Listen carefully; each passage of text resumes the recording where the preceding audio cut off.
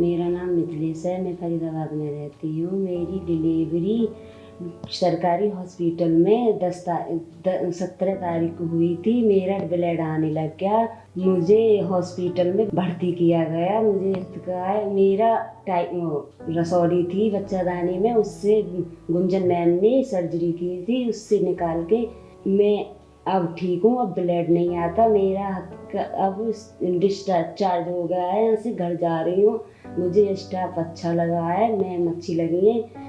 हमारी इमरजेंसी में 26 साल की 17 तारीख को फीमेल आई, जो बाहर डिलीवरी करा के आई थी किसी कम्युनिटी हेल्थ सेंटर में, और ब्लीडिंग के साथ आई खूब।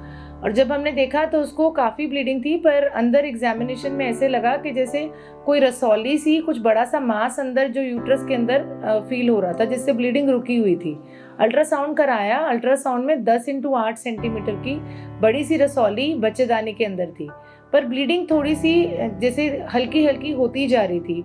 हमने उसको दवाइयाँ दे के कंट्रोल करने की कोशिश करी कि एक बारी वो सेटल हो जाए, फिर देखेंगे कि वो फाइब्रॉइड जो रसौली है उसको निकालना है कि नहीं निकालना। पर एक दिन के अंदर अंदर में जब दोबारा देखा तो हीमोग्लोबिन उसका 9.9 से घट के 6.5 तक आ गया।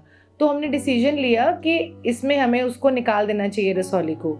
तो वो रसौली जो कि नॉर्मली हम जब प्रेगनेंसी में या पोस्ट प्रेगनेंसी इमिडिएटली नहीं निकालते हैं, क्योंकि ब्लीडिंग का ज़्यादा रिस्क रहता है, वो हाई रिस्क के अंदर हमने वो केस किया और पूरी की पूरी रसौली नीचे से बच्चेदानी के रास्ते से ही निकाली। 10x8 सेंटीमीटर की बड़ी रसौली, जिसमें खूब ब्लीडिंग वाले उसके स्पॉट बने हुए थे, जिसमें अल्सर बन रहे थे और इन्फेक्शन का कारण भी बन रही थी वो निकाल के हमने टेस्ट करने के लिए भेज दी है।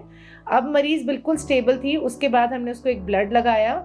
मरीज़ की अब हमने छुट्टी कर दी, उसके एक दिन बाद रख के। ब्लीडिंग उसकी कंट्रोल्ड है और अब उसको कोई और दिक्कत नहीं है।